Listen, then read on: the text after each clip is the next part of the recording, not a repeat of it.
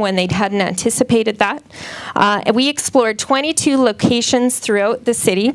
I don't necessarily think that the Lions Campground was the best choice, but of the 22 locations that were alternatives, some which might have ended up in your backyard, of the 22 locations, it was the best. I didn't think it was ideal, but given the circumstances, we had to make a decision, and I didn't think that it was best to be in your backyard, in a residential area. With respect to the question around the floodplain, there are 2 independent engineering studies and geotechnical reports that say that they are building on the upper portion of the site. The upper portion is not in the floodway, and there is a small portion of the parking lot that is in the flood fringe, but it's not the floodway. With respect to that, the province, because of the flood this summer, the province is updating the flood maps. The Red Deer Native Friendship Society is waiting to build because they want to see the results of that. They're the developer. They will incur the financial charges. It's not the city or the general tax base that's bearing those charges. They want to be sure that there hasn't been changes because of the floods that transpired this summer, and if there is any type of mitigation on site that needs to occur. So with respect to that, I don't necessarily like the idea of putting housing down there. With the cultural center, the Lions Campground was planned for years as a park node. Our Waskesiu Park system was built to a population of 100,000, and we've reached that. So it was pre-zoned in some respects as a park node, similar to Kerrywood Nature Center or Bauer. So I think we need to honor our word, but the Native Friendship Society may very well not to choose to build there if they feel that there's risk in doing that. Thank you. Okay. So,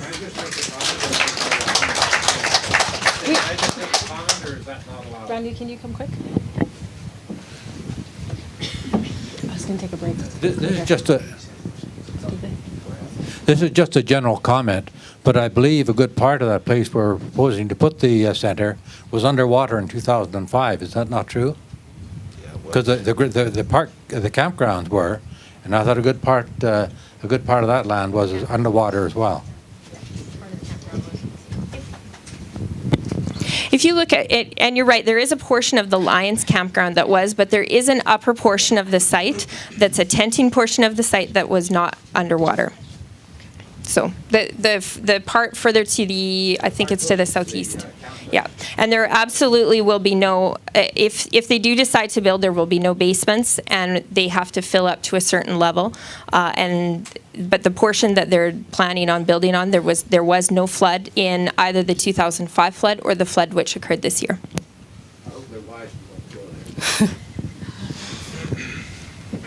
You know, when you look at it, all of Riverside Light is a floodplain. All of it, you know, so anywhere on the riverbank, if we would have got flooded to the extent of Calgary got flooded, it would all be gone. Yeah. You know, so we have a lady that has a area question is here. floodplain. Yeah, she has a question. Yes, my name is Sandra Ladwig. I am totally against having traffic lights every block in the downtown area and spreading outwards to more of the downtown area. I think it's very costly. And when I come out of the hospital, I turn left, and now I'm 7th in line where we had traffic lights just recently installed. By the time I get up to the traffic light, it's turned red again. And so I'm against traffic lights every block because we're start, stop, all the way up to McDonald's North. And I think the people of Red Deer are against that as well.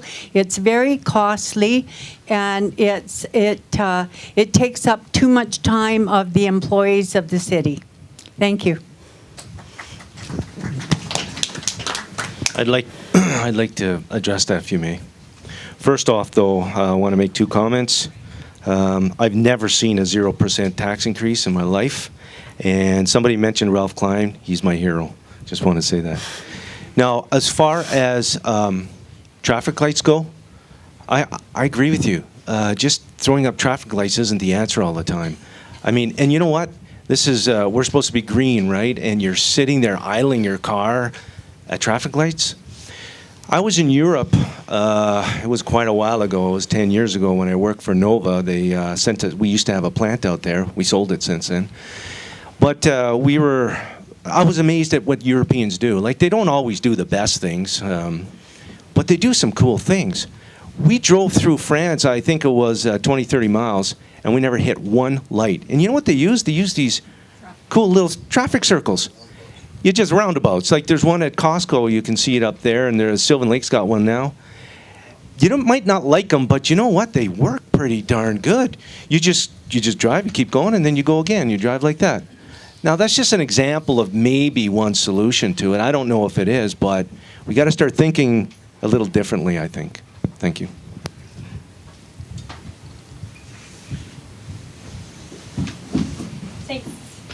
Thanks, Sandra. I hear you. This year, there's been a pilot project on 30th Avenue. I think it's been years and years in the coming, and the pilot project was to synchronize the timing of the lights on 30th Avenue. When I read that, I shouted for joy, and I even tweeted it because it was such exciting news, and it's been a long time coming. And just anecdotally, so right now, the lights on 30th Avenue will be synchronized at peak hours. Anecdotally, I talked to a citizen. Her commute time for taking her children to school on the north end has been reduced from 28 minutes to 8 minutes. So I hear you. With respect, I think that the long-term solution is planning our contiguous thoroughfares right at the outset. When you look at the map for the 20th Avenue Expressway that's proposed for the east end of town, if you look at it, there is anticipated between 10 and 14 traffic lights. I took one look at that map and said, we are going to inherit another 30th Avenue if we don't do something about it now, because once it's there, the adjacent residents become accustomed to it. So I filed a motion with council, received, I think, unanimous council support on that to review it. I think since that time, traffic engineering has incorporated some roundabouts both in that design as well as with 67th Street and 30th Avenue. I stand on my record. I have voted against additional lights on 67th Street. I've voted against additional lights on Ross Street. But I think the key is to plan it right at the outset. Otherwise, you get queuing on the side, and then neighbors get extremely concerned about that. But I think the key is, instead of frustrating our traffic between the stop and start, it's synchronizing during peak hours so that people can get from A to B in a flow-through manner. Thank you. William, would you like an opportunity? To respond? There is a definite place for traffic circles, roundabouts, whatever you want to call them. On a freeway is not one of them. In Edmonton, I lived there for many years, and coming off of Fox Drive, they had a roundabout right there. It used to get shut down about once every 2 weeks from semi-trailers tipping over. They're top-heavy. They clip that curb, the roundabout is shut down to every lane, every way. Nobody can go anywhere. You have to pay attention that in the mornings from Edgar Industrial, you have 100 trucks heading east. And they're going to go around and wait on a roundabout while traffic's coming the other way. I think they'll get a little anxious, a little jumpy, with a top-heavy truck worth $1 million. A roundabout is not going to work for you. There's an infrastructure investment that has to be made there. You need a simple overpass there to get rid of the heavy truck traffic and prevent accidents. If you put a roundabout on the 20th Avenue that's going to be a freeway, you're going to have trouble. And you're going to have a lot of anxious drivers, and people will get hurt. You'll be shut down more times during that time, and a roundabout is not the answer for a freeway. They do have a place. The lady with the hospital question, they put the light in where the four-way stop was there. Maybe we should have looked at talking to the hospital and staggering the start time and stop time of the staff, because that's when all the pressure hits that intersection. You go through there at 3 or 4 o'clock in the afternoon, you're taking your life in your hands. There's a lot of people getting out all at the same time. So maybe if we could stagger that time a little bit so that people were coming through those intersections at different times, we wouldn't have that pressure. Thank you.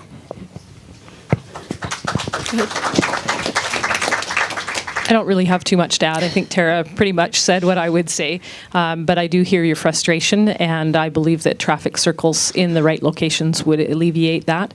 And if we can find a way to synchronize lights in a better way, I'm all for it. Chad? Don't have too much to add either. I think it's an engineering issue. You know, how are the engineers gonna make traffic flow better? I'm not sure if there's an easy answer. I know stop signs still work. That's, you know, it's okay to have stop signs sometimes. You know, we don't need a traffic light at every corner. Okay.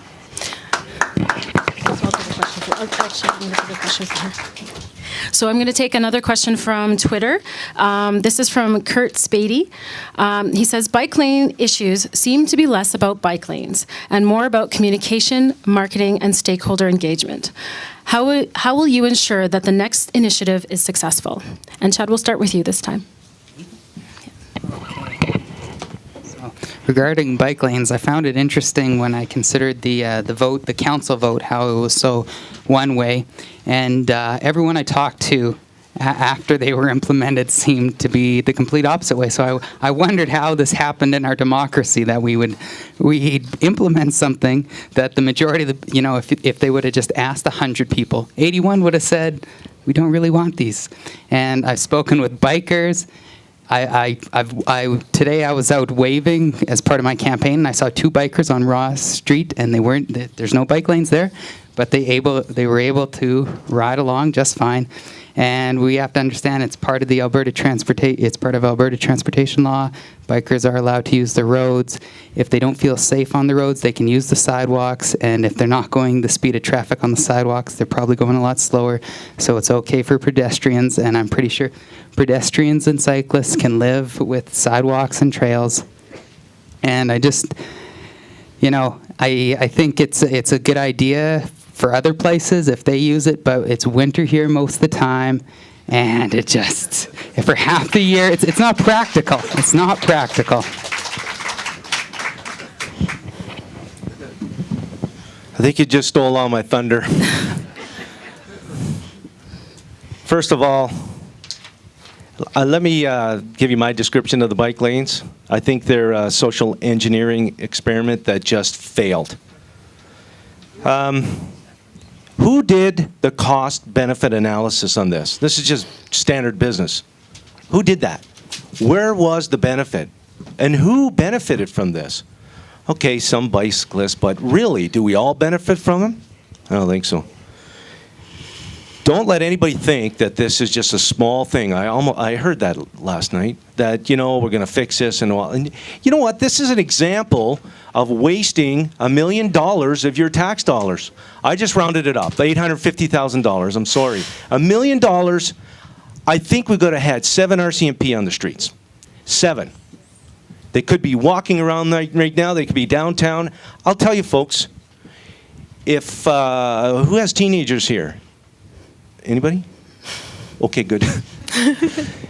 Would you allow your teenager to work in a convenience store in Red Deer? No. So where's the priority? It's not bike lanes.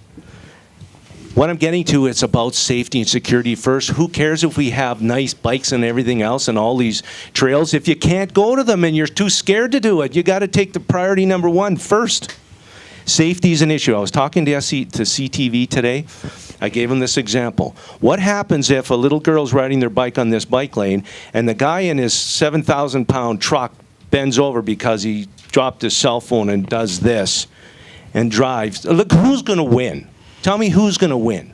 In Europe, they put these big, I'm saying Europe again, but they put these big blocks and barriers to protect the person driving the person on the bike from the car. There's better answers. Nobody did their homework. Who did the risk analysis? Where's the risk strategy for this thing? Why didn't they see this? And was there not a prototype done? Maybe 1 lane. Maybe we could have did it in 1 lane, maybe, eh? In a place where nobody could get hurt and just try it out. And you know what? I think it's responsibility of council. Maybe they could have went out there and seen if that worked or not. Thank you.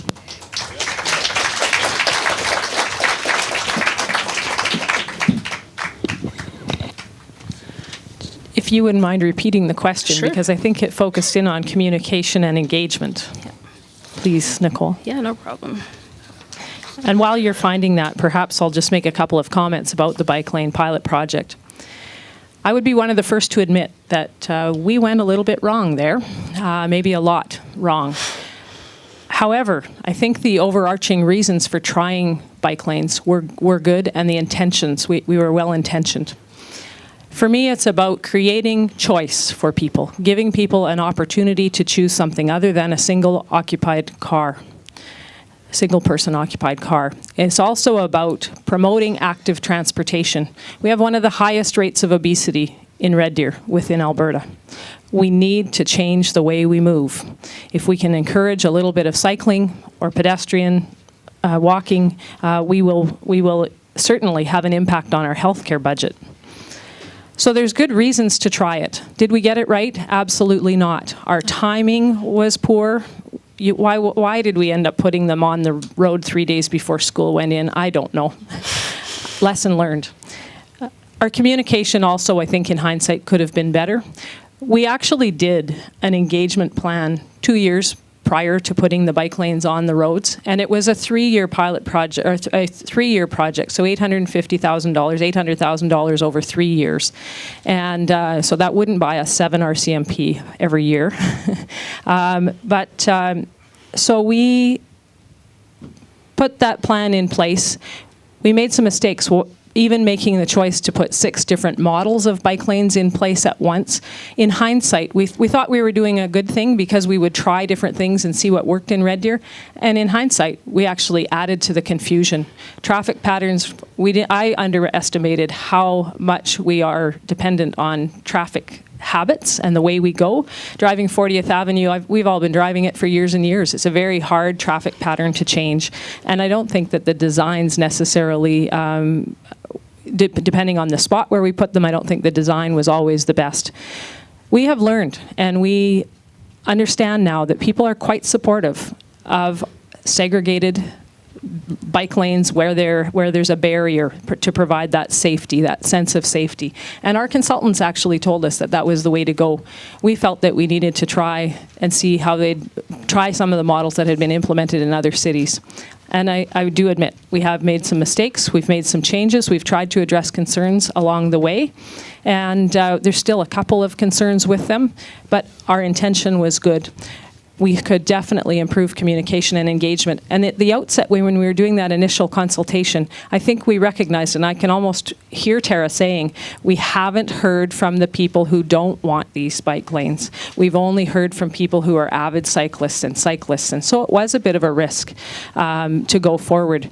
In my mind, I thought, well, it's a pilot plan. We'll give it a whirl. And had I known how much we aggravated our citizens and the concern that was raised, I certainly would do things differently. Thank you. Go ahead, William. There actually is a part in the municipal development plan that says that the bike lanes were designed to restrict roadways, lessen single vehicle trips, promote bus use by increasing population density and thus saving infrastructure investment. Well, it's a good plan, but all you needed to do was take the demographics of Red Deer. You're going to tell a blue-collar community to sell their pickup truck, move downtown and ride the transit? I think that should have killed it right there. Thank you.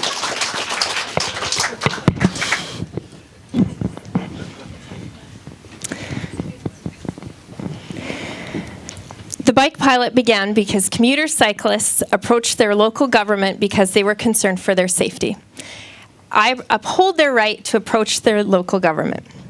Having said that, when the bike lane pilot map came to City Council, I voted against it. And I'll tell you why I voted against it. I voted against the bike lanes pilot map because, one, I thought it was too extensive for a pilot. It was a lot of change overnight. Secondly, when you looked at the map, you could tell that our citizens would lose parking in front of their homes or businesses without any general public consultation. Thirdly, there would be loss of driving laneway just in one vote of council without any general public consultation. So I voted against it.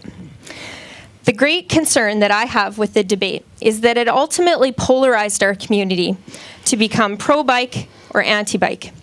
When I think if we had actually taken some time to look at the broader cycling infrastructure in the community and actually come up with a long-term plan and had some sort of phased implementation, I think we could have accomplish the right outcomes. But I firmly believe to get to the right outcomes, if safety for cyclists is a concern, which it should be, there's a right means to get there. I think we could look at broader cycling infrastructure, consider our trail system as well, and in the future, we could, if Red Deer wants to plan for specific designated lanes, we can do it in the future when new roads are slated for construction, or when an existing road is scheduled for upgrades and there is an existing road right-of-way that exists that the public has already purchased. You could do it very cost-effectively without alienating 85% of the population in it. Another concern I had is the rift, I think, or I guess the depth of the debate on council. There was some sentiment that the public will have to deal with it. I personally am not of that mind. We are elected representatives. We represent the people. The people tell us what we do. We represent you. We don't tell you what to think. And I feel very strongly of this, that this council should have debated this. I think that this council dishonored our word to the public. We said that it was a 2-year pilot, and on our last vote of council, we deferred it for the next council for decision. And I understand that we're in the final weeks of this council, but I think that we dishonored our word to the public when we said it's a two-year pilot, and then we didn't complete it. Thank you. So we have a question from the floor. Yeah, Lawrence Lee. It's not often. Oh, do you guys want a break? Oh, it's 8:30. Yeah. We're going till 9, so. We're going till 9. Yeah. It's not often that a council candidate gets to interview a potential boss. That's assuming that you vote Lee. But my question, that was a perfect segue to my question. And that question, it's politics, is that we're in a people business. And I notice right now, and I'm sincerely meant that, I'm here interviewing you right now, looking at the responses, looking at your body language, because one of the things that I feel is very important in our next mayor will be the ability to represent this city in a respectful manner, not a manner that's disengaged, not focusing on negative issues. So I would like to know from each of you how you feel you can take a new council full of polarized, varying degrees of perspective, and handle that in a respective manner, because you're going to be put in a position where you personally don't agree with somebody, and you're not going to be able to, you're not going to want to show that in the public. I want to know how you're going to handle that and how you're going to carry yourself.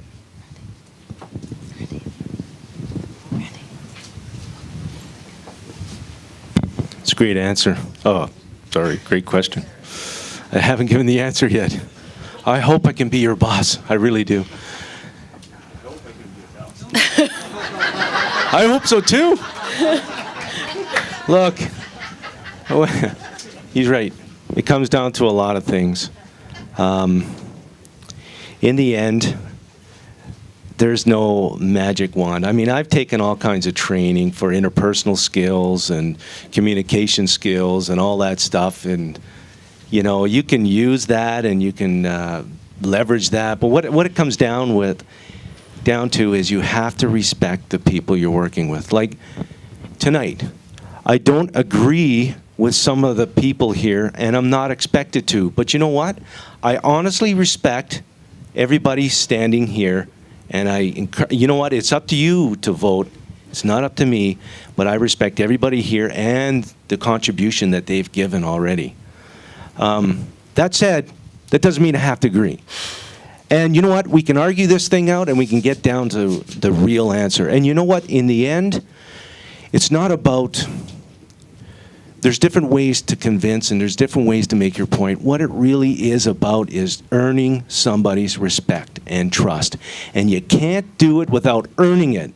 And I believe that once you do that, you know what, all the little things that maybe you don't like about the guy, maybe the fact that he's got no hair, or I just gave that example. You know, you can look it over, and if you can respect his decision or her decision, and if you can earn that, I think you can work as a team. And that's what I'm looking for, is a real, strong, committed team.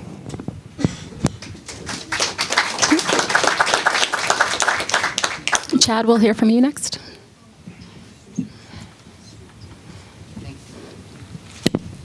I think the position of mayor, there's two responsibilities. The first one is working with the working with Craig Curtis, and it's on the executive side, so it's about working with the different divisions and trying to manage City Hall executively, and the other side is legislative. And I don't think the mayor is the boss of the councillors. I think they all have to work together. And he's just one voice, and I think the mayoral position is really there to break the tie in case, there's 8 councillors, and they'll be making the majority of the decisions, so the mayor is there just to offer his advice and to break the tie in case of a tie. But I think those are the two duties, to work with the city and to work with the council.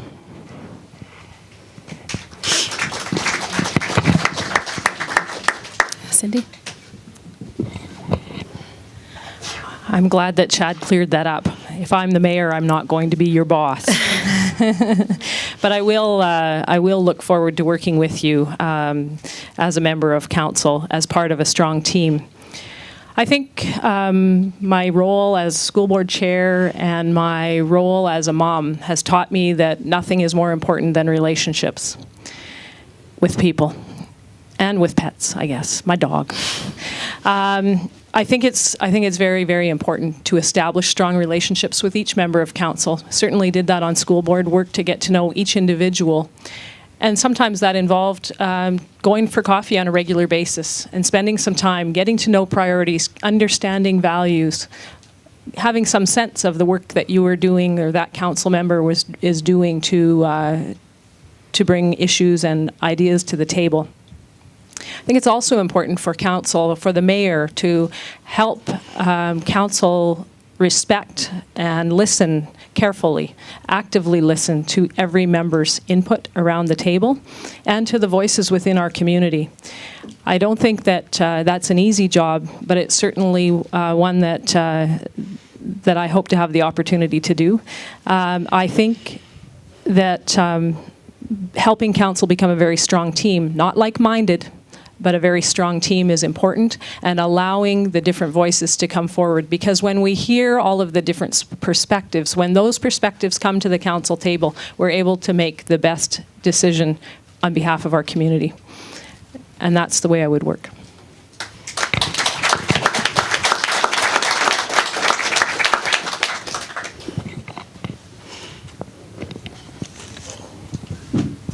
Time to stand. It's getting too stiff after 2 hours. I have a master's in business from the University of Alberta, and we had 40 brilliant minds in that classroom. You want to see people argue with passion, desire, but at the end of the day, you all knew the same thing. It was the best solution that you were looking for. You have to come forward with those different perspectives, different ideas. People are passionate about certain things. You need to see that. People argue adamantly about them, but when it's over, you're still the same team. There's no malice in it. You know, it's ethics, best practices. You need that debate on your council to decide the best use of taxpayer dollars. It's got to be intense. It's got to be heated. Have you ever attended council meetings? Some of you should go someday. They get heated. They really do. People express their opinion. But, you know, they come back the next day and go for lunch. That's the way it's done. Thank you.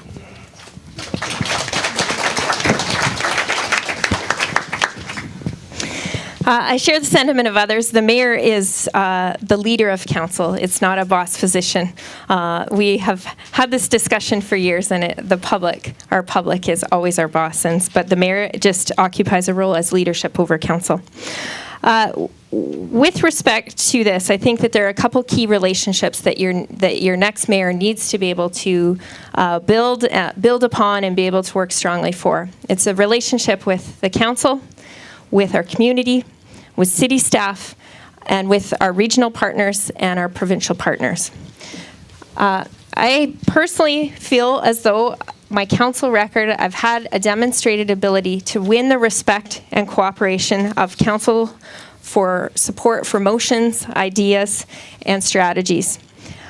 A practice that I live by is that we can disagree. We live in a democracy. I think it's healthy to have different senses of opinion, but you can disagree without being disagreeable. And we need to respect the fact that every member of council is given a mandate from the public. So we need to honor that position. The public chose them for one reason or another, and so whether or not I agree with them, I think that you still need to respect that position and the perspective where they're coming from, because the public valued that enough to put that individual there. The next mayor also needs to be a strong ambassador for the community, both to our community at large, to guests to our community, and to our role on the provincial stage. And at times the mayor does need to be an influencer as well and work with our community on different projects in order to see them come to fruition, and to be able to bring people together to accomplish initiatives that we would otherwise not be able to do so. And I think I have a strong record on that. But as much as I tend to be a very principled person, and so sometimes I like to go for 100%, but I've learned over the years that if you can get a win-win on 80%, I will often live with that, because we all have different perspectives. So I think sometimes it's better to get to 80% and be able to move the community forward than hold out for everything to be necessarily so perfect. So relationships are central to the office of mayor. Thank you. We have a question from the floor. Hello. I'm currently living in the community of Clearview Ridge. I'm renting there. And I'd like to buy there. When I checked out the houses and the townhomes around there, the townhomes alone were going for $260,000, $280,000. And they're very small. So if I put two together, we're looking at $520,000 to $560,000 for something that may be the equivalent of a small home. I can't afford that. Maybe I could, but they're awfully small. When I spoke to the builder, Avalon, they said, well, the land is expensive. And this comes down to, I believe, the developer, Melcor. Now, who determines the price of the land? Is it city, the municipality, or the developer? Because it just seems too expensive for these little cornflake boxes. And I think as far as the RCMP maybe being stretched to the limit, I don't know what happens when a call out is made for the RCMP to show up. But if it's a multiple call going to the same address a number of times a year, should council maybe consider charging that address, whether it's residential or business? For example, the nightclubs or the bars. If the police are always going there, why don't we charge them? Anyways, thank you. William, we'll start with you. William.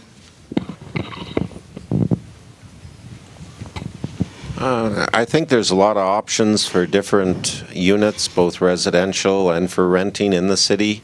I know you've kind of pigeonholed that as an area you like and enjoy.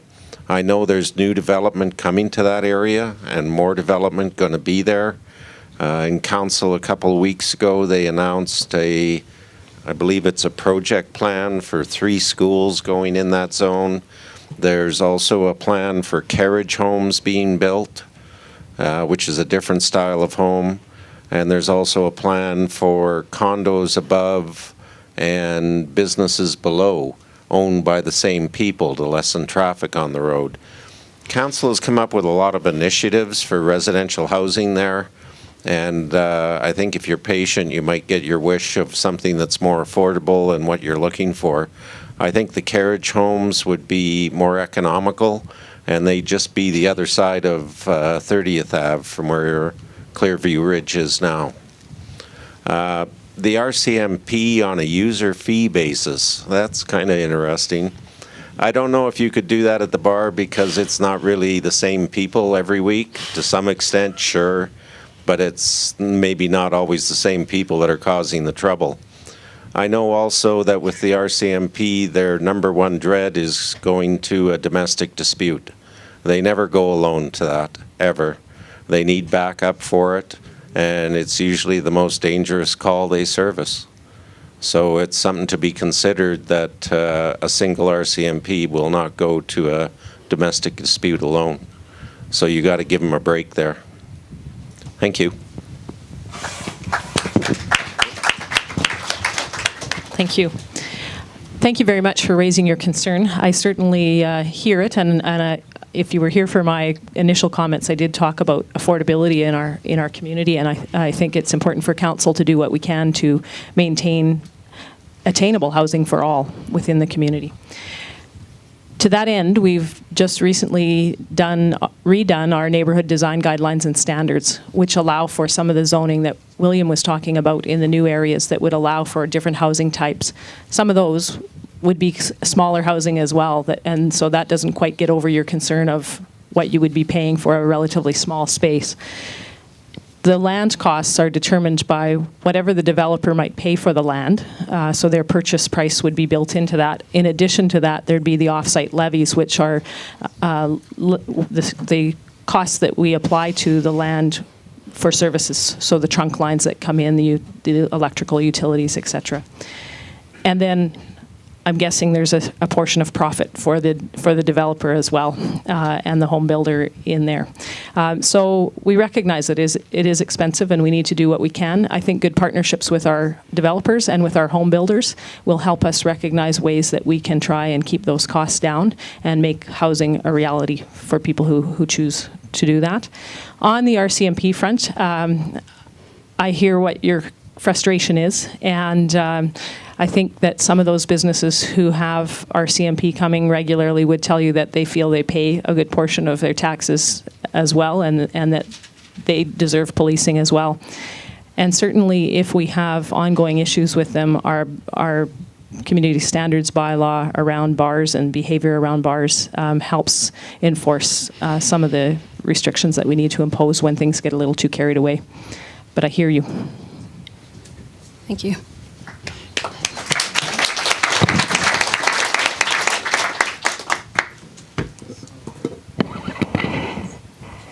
I think your example is a perfect example of the house you're looking to buy it's rooted in the policies of having a high density development, right? I mean, they want to cram more people in less space, right? That's when they say, high density walkability, that's what it means. You're going to get a small place that's going to be offered to you in the marketplace. So that's the policy that drives the outcome that you're getting. So you have to consider the councillors who talk about they want more high density. You're going to get more cornflake boxes. I know personally, I have a cousin who lives in town. He has a small townhouse, and he's talking about moving to Sylvan Lake because there's more land available. They make more land available, and the houses are cheaper, right? And you hear the commercials all the time. Move to Black Falls. More land, cheaper land, right? So it's a policy set by the city to get more. They don't free up land as much. So, and that might be a good thing agriculturally too, right? We don't want to be taking up all our agricultural land. So that means if we can't build out, we have to build up. So I think the city needs to, be as accommodating as possible for developers, right? And on the RCMP front, I don't know if there's an easy answer for you. I know crime is a complex issue, and it's a very retroactive thing. A crime takes place and then it's solved afterwards, right? And I don't have a simple answer for crime prevention, so I can't really answer your question there. Sorry.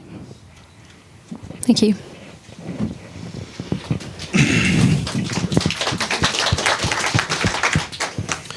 It's a problem.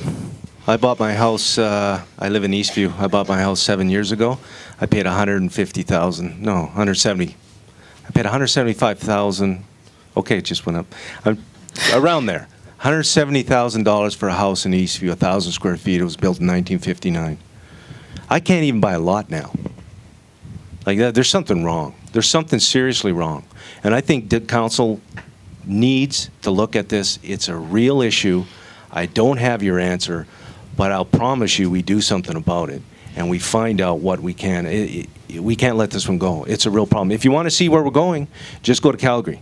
If you go to Calgary and some of the new subdivisions, I don't think I'd buy a house there. And you know what? They're a fire hazard. In fact, some of them are going to have, I think, mandatory fire sprinklers because they're so close to each other. Are you going? You can pass your sugar out that one window to your neighbor next door.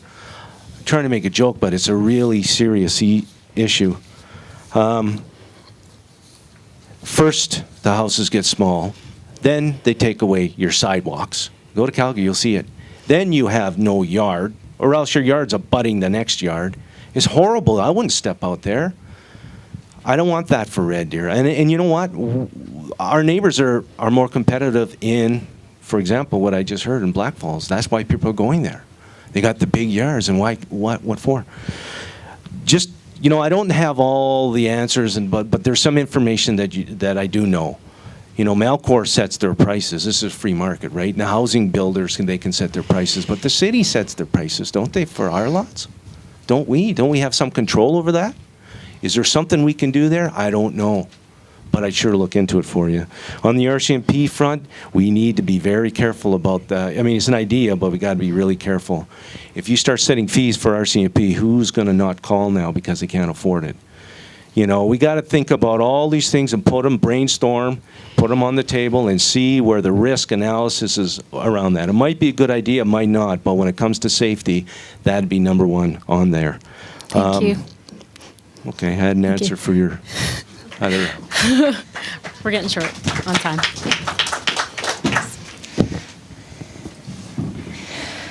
Just on the housing question, I think Red Deer, in some respects, has lost a little bit of our regional economic competitiveness just due to the fact that was outlined with land costs and offsite levies being cheaper in some of the suburbs that surround us. Housing costs and lot prices are determined by the market. The challenge, though, is to go back retroactively to fix these.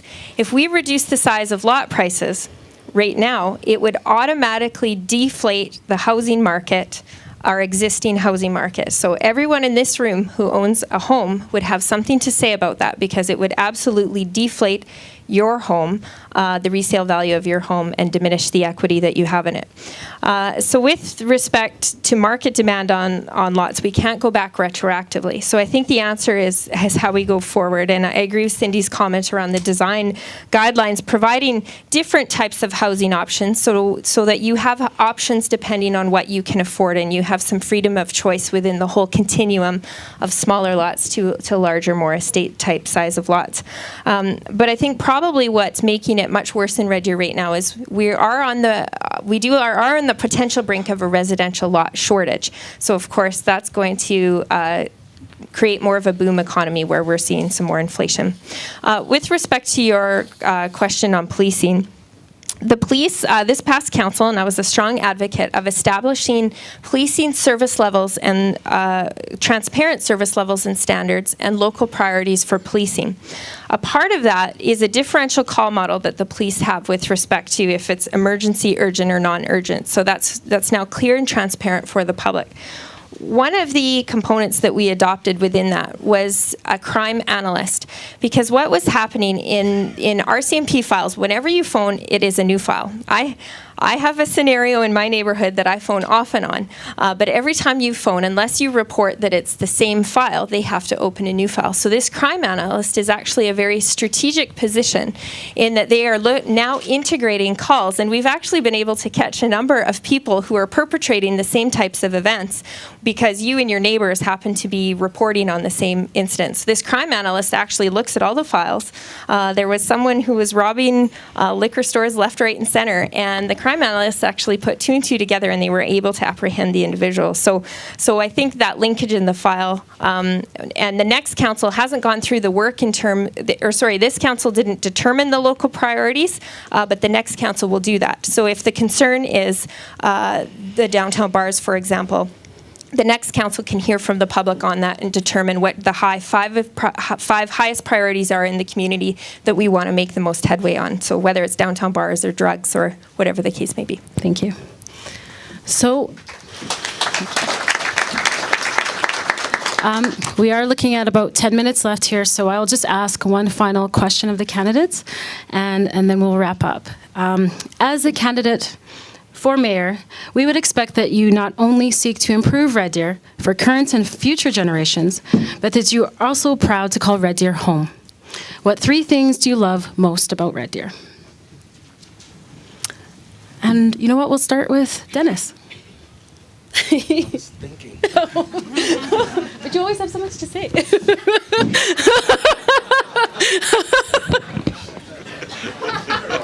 Sorry. Okay.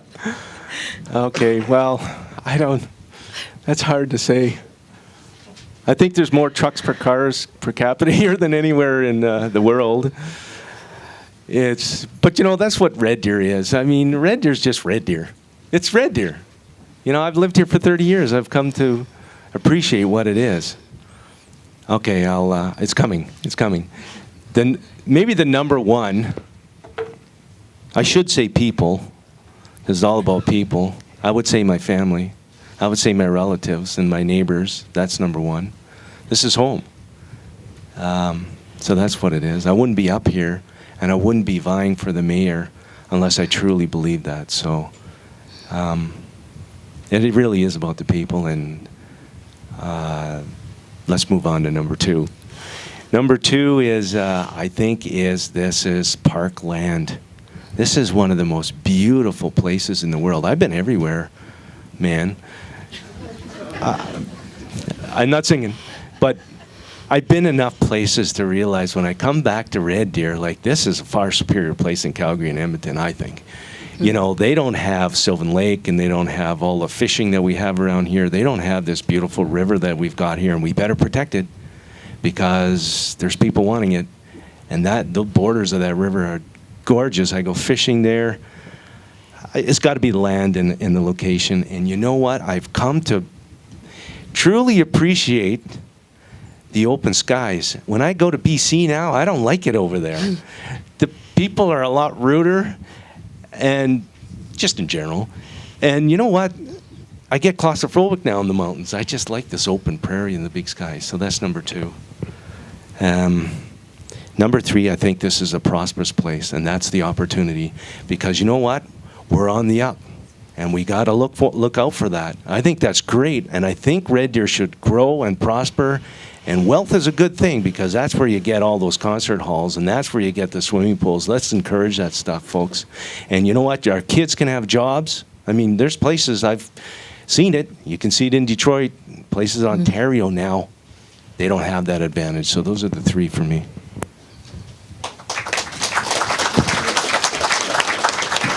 Tara? Okay.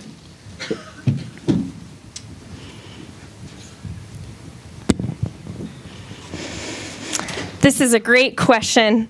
I am a proud, born and raised Red Deerian. And I think one of the great assets that I would bring to the mayor's office is my genuine love of this city and the people of this city. The people is my number one. When I was first elected to council 9 years ago, I had no idea of the community relationships that I would be able to form, both with council, our city staff, our regional partners, our provincial partners, and the public who has been so very good to me. No matter what happens, I will always, always, always treasure the community relationships and how very good the public has been to me over my past 9 years of office. Secondly, Red Deer has always believed in me. My mom and dad actually moved to Red Deer the year that I was born, and we started our family business here. And Red Deer has been so good to me in the way of growing up. I had so many wonderful teachers who said, Tara, I see something in you. I believe in you. You're going to do something. In teachers, employers who gave me a first chance, even though I was young. Red Deer College and the investments that they made in me. And the public who gave me a shot on council in that 2004 election.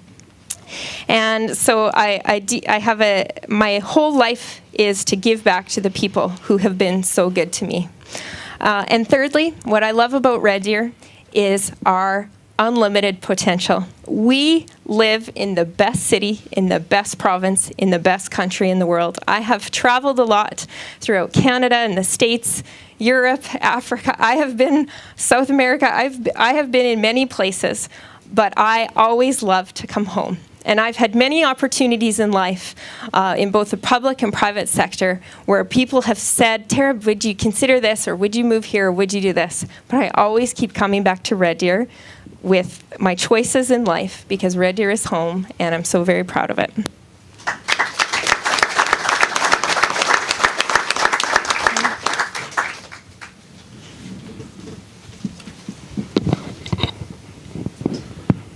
My number 3 choice would be the size of our city and how it feels to be here. It's somewhere between the small town atmosphere of your neighbors right beside you, and yet we still have the wonders of the big city here. We get good concerts, we have good venues, and yet, you know, you can walk down the street and you can still talk to people. Go to Vancouver and try that and see how far you get. Somebody will run from you. Number 2, I have to agree with Dennis there. The parklands here are amazing. My uncle had property on the Red Deer River before the dam was even put in. Fish used to run down there 1,000 a day. As fast as you could throw your line in, you could catch another fish. It's amazing, and Red Deer has kept that atmosphere of the Red Deer River Valley right through our city, and I believe we have to keep that up and protect our parkland. And my number 1 choice, I have to agree with Tara. It's the people. I had friends here that I've known 30 years, and you can't find that just anywhere. And they're always welcome at my place. I can knock on their door anytime, walk in for coffee. The people of Red Deer are what makes this city great. That's why I stepped up to represent them. Vote William Horan on October 21st, and thank you for coming out tonight.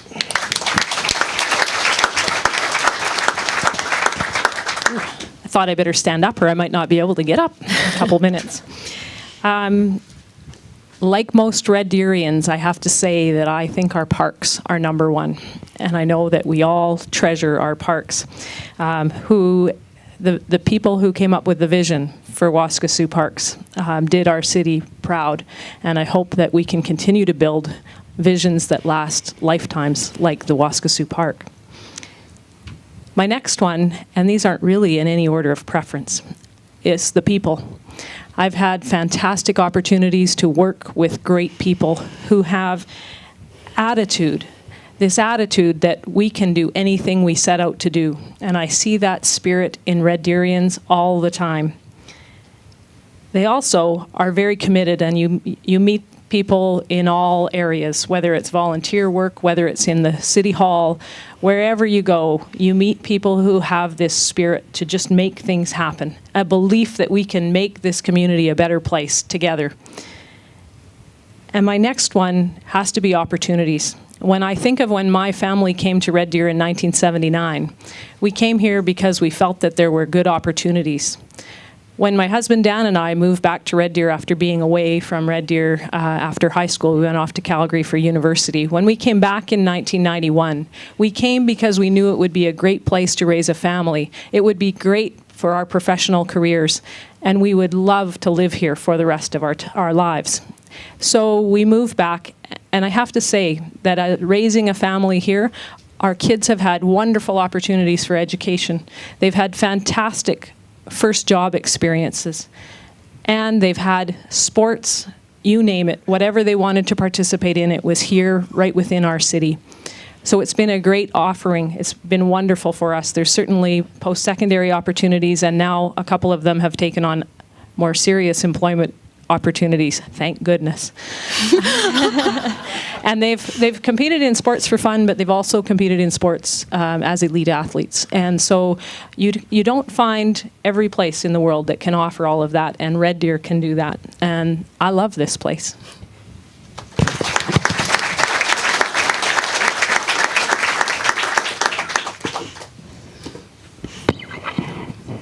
I was born in Red Deer in 1986.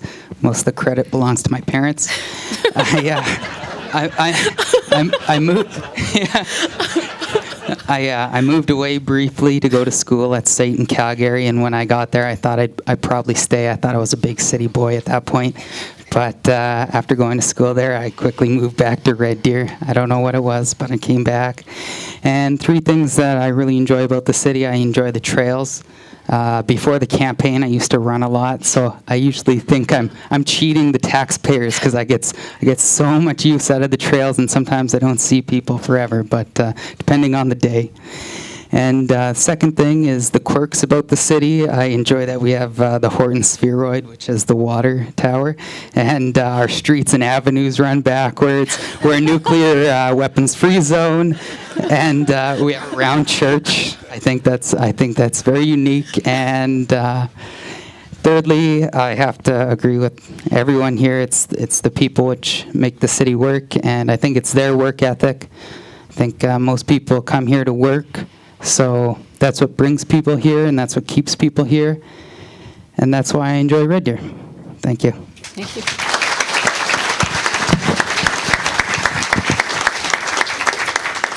So I would again love to thank all of you for coming out tonight and participating in this forum. It's been great to have you. You can check out our website, www.rdpl.org.